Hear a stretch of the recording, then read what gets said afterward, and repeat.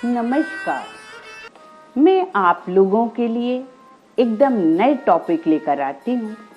आज मैं आप लोगों के समक्ष कर्ण और युधिष्ठिर में महादानी कौन है इस विषय पर एक छोटी सी कहानी सुनाती हूँ। बहुत सारे किस्से हैं जिससे साबित होता है कि कर्ण क्यों सबसे बड़े दानवीर थे, लेकिन एक सबसे बेहतरीन किस्सा सुनाते हैं कर्ण के दानवीर होने के सिलसिले में। एक बार कृष्ण और अर्जुन वार्तालाप कर रहे थे।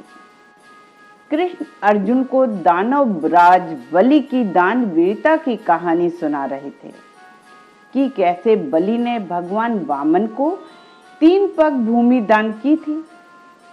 तभी अर्जुन ने कृष्ण से पूछा कि क्या उनकी तरह दानवीर कोई हुआ। इस पर कृष्ण ने अर्जुन से कहा कि आज पूरे विश्व में कर्ण सबसे महान दानी है। उन्होंने किसी याचक को खाली हाथ नहीं लौटाया। कृष्ण के मुख से कर्ण की इस प्रकार बड़ाई सुनकर अर्जुन को बहुत ईर्ष्या हुई। उन्होंने कृष्ण से कहा, हे कृष्ण, हमारे बड़े भ्राता श्री युधिष्ठिर ने भी आज तक किसी याचक को खाली हाथ नहीं भी लौटाया। प्रतिदिन सम्राट युधिष्ठिर भी प्रत्येक याचक को उसकी आवश्यकता से अधिक अन्न एवं धन से परिपूर्ण करते हैं। यही नहीं, उनके पास इतना धन है कि वे जीवन भर भी दान देते रहे तो खत्म नहीं होगा। इंद्रप्रस्थ के सम्राट के आगे तो कर्ण की संपत्ति कुछ नहीं है। फिर जब दानवीरता की बात आती है तो आप केवल कर्ण का ही नाम क्यों लेते हैं। कृष्ण ने मुस्कुराकर कहा कि चलो आज दोनों की परीक्षा लेते हैं। तुम्हें पता चल जाएगा कि कौन वास्तव में महादानी है। उस समय सर्वत्र बड़ी तेज बारिश हो रही थी। कृष्ण और अर्जुन ने याचक का वेश बनाया और रात्रि के समय युधिष्ठिर के पास दान मांगने पहुंचे।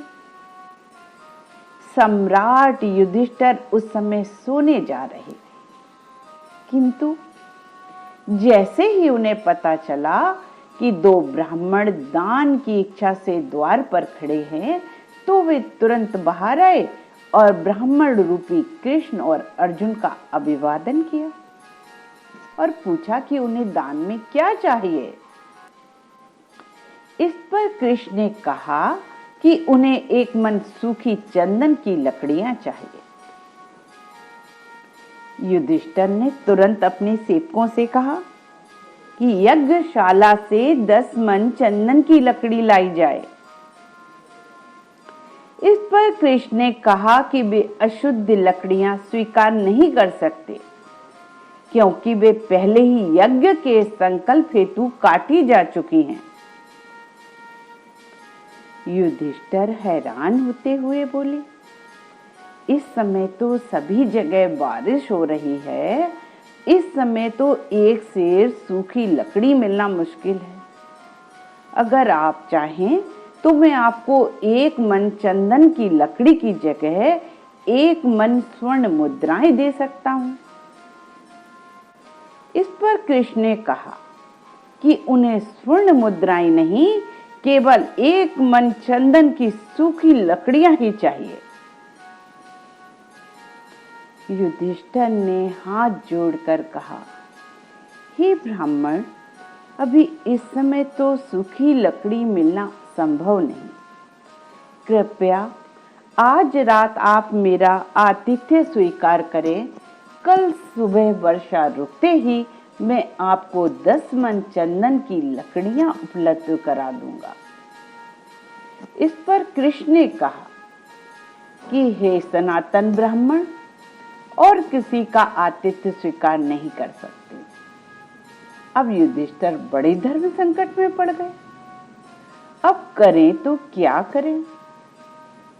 कोई और उपाय न जानकर युधिष्ठिर ने उनके पांव पकड़ लिए और कतर स्वर में कहा, इस स्थिति में वे उसे दान देने में असमर्थ हैं, कृपया वे उन्हें क्षमा करें।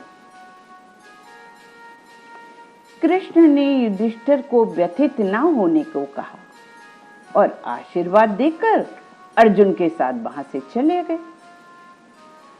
अपने ज्येष्ठ भ्राता को इतना व्यथित देखकर अर्जुन बड़े द्रवित हो गए। उन्होंने कृष्ण से कहा, क्या युधिष्ठिर को इतना अपमानित करना आवश्यक था? कृष्ण ने कहा कि उन्होंने युधिष्ठिर को अपमानित नहीं किया, बल्कि उससे दान मांगा था। इस पर अर्जुन ने कहा कि हे माधव, जब सभी ओर वर्षा हो रही है तो कोई कैसे सूखी लकड़ियों का दान दे सकता है? इस पर कृष्ण ने कहा, चलो कर्ण के पास चलते हैं। लंबी यात्रा के बाद वे अंग देश पहुंचे। कृष्ण की माया से वहां भी घनघोर वर्षा होने लगी।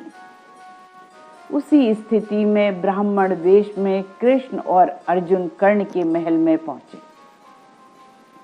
जैसे ही कर्ण को पता चला कि दो ब्राह्मण दान की आशा से द्वार पर खड़े हैं, वे अविलंब उनसे मिलने आए। उन्होंने दोनों को प्रणाम कर कहा कि हे ब्राह्मण देव, ये मेरा सौभाग्य है कि इतने विषम मौसम में भी आपने मुझे दान देने योग्य समझकर मेरा सम्मान बढ़ा दिया। कृपया आज्ञा दीजिए, आप किस चीज की इच्छा से यहाँ आए हैं? मैं आपको वचन देता हूँ कि मेरे धर्म के अतिरिक्त आप कुछ भी मांगे, अगर वो मेरे अधिकार में होगा तो मैं अविलंब उसे आपकी सेवा में प्रस्तुत करूंगा। कर्ण के इस प्रकार कहने पर कृष्ण ने उससे भी वही दान मांगा जो युधिष्ठिर से मांगा था। साथ ही साथ उन्होंने वही प्रतिबंध रखा कि वो यज्ञशाला की लकड़ियां स्वीकार नहीं करेंगे। साथ ही उन्होंने कहा कि अंगराज, हमें ज्ञात है कि इतनी वर्षा में सूखी चंदन की लकड़ियां मिलना अत्यंत कठिन है, इसलिए अगर आप ये दान ना दें तो हम अन्यथा नहीं लेंगे और वापस चले जाएंगे। इस पर कर्ण ने अपने कानों पर हाथ रखते हुए कहा कि हे देव, ईश्वर की कृपा से आज तक मेरे द्वार से कोई खाली हाथ नहीं गया है। अगर आप बिना दान के लौट जाएंगे तो मुझे बड़ा कलंक होगा। अतः आप कृपया थोड़ी देर रुके, मैं आपको आपका अभिष्ट दान देता हूं। यह कहकर कर्ण अपना धनुष लेकर अपने भवन में लौट आए। अर्जुन यह देखकर बड़े विस्मित थे कि कर्ण ऐसा कौन सा दिव्यास्त्र का प्रयोग करेंगे जिससे गीली लकड़ी सूख जाएगी। अगर वे आग्नेय शास्त्र का प्रयोग करेंगे तो लकड़ी पूरी तरह जल जाएगी। उन्होंने यह बात कृष्ण से भी कही, पर उन्होंने उसे प्रतीक्षा करने को कहा। वे आतुरता से कर्ण के वापस आने की प्रतीक्षा करने लगे।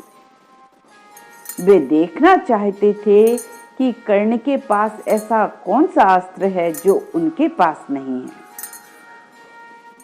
थोड़ी ही देर में कर्ण अपना धनुष लेकर वापस आया। उसने बिना कोई प्रतीक्षा किए अपने तीक्ष्ण बाणों से अपने मुख्य द्वार को काट डाला, जो चंदन की लकड़ी से बना था। देखते ही देखते चंदन की लकड़ियों का ढेर लग गया। इस प्रकार का दान देखकर अर्जुन अबाक रह गया, किंतु कर्ण की परीक्षा अभी पूर्ण नहीं हुई थी। कृष्ण ने कहा कि हे अंगराज, अगर हम आपके द्वार की लकड़ियां लेना अस्वीकार कर दें तो? कर्ण ने बिना हिचक अपनी शैया, जो चंदन की लकड़ी की ही बनी थी, उसके टुकड़े कर कृष्ण के सामने ढेर लगा दिया। उन्होंने कहा कि हे ब्राह्मण देव, मेरी शैया मेरे दिव्य कवच और कुंडलों के कारण कभी अपवित्र नहीं होती, अतः यह सर्वथा आपके यज्ञ के योग है। कृष्ण गदगद हो गए, किंतु फिर भी उन्होंने पूछा कि अगर हम इस लकड़ी को भी लेने से इनकार कर दें तो? कर्ण ने हाथ जोड़कर कहा, उस स्थिति में वो देवताओं से अपने पूरे जीवन के पुण्य के बदले आपके लिए दान की याचना करेंगे। कृष्ण ने आगे कहा कि अगर देवता मना कर दें तो? इस पर कर्ण ने कहा कि मैं वासुदेव कृष्ण से यही याचना करता, मुझे विश्वास है कि वे मेरी प्रार्थना कभी नहीं टालते। इस पर कृष्ण ने कहा, हे अंगराज, मैं वासुदेव को जानता हूं, उन्हें आपके पुण्य में कोई रुचि नहीं। वे निश्चय ही आपसे आपके सारे दिव्यास्त्र और सामर्थ्य मांग लेते, ताकि आप अर्जुन का अहित न कर सकें। इस पर कर्ण ने कहा, हे ब्राह्मण देव, अर्जुन की मृत्यु उनके लिए दान से अधिक नहीं, और वासुदेव मेरा पूरा सामर्थ्य भी मांगते तो मैं सहर्ष उन्हें दे देता। मैं जानता हूं कि बिना सामर्थ्य के अर्जुन से युद्ध करने पर मेरी मृत्यु निश्चित है, किंतु अगर आज मैं आपको दान नहीं दे सकता तो वैसे भी अपने प्राण त्याग देता। कृष्ण ने प्रसन्न होकर कर्ण को अपने गले से लगा लिया। उन्होंने उस ढेर में से एक मन लकड़ी का दान लिया और अर्जुन के साथ वापस चल पड़े। अर्जुन बिल्कुल निशब्द थे। उन्हें इस प्रकार चुप देखकर कृष्ण ने कहा कि हे अर्जुन, इसी कारण मैं कर्ण को महादानी कहता हूं। सम्राट युधिष्ठिर के द्वार एवं सैया भी चंदन की लकड़ियों के बने थे, किंतु उन्हें इसका ध्यान ही नहीं आया। युधिष्ठिर के दानवीर होने में मुझे कोई संदेह नहीं, किंतु कर्ण स्वभाव से ही उदार हैं और दानवीरता उसके रक्त में बहती है। जिस कर्ण के जीवन का एकमात्र लक्ष्य तुम्हारा वध है, वो बिना किसी संकोच उसे भी दान देने को तैयार है।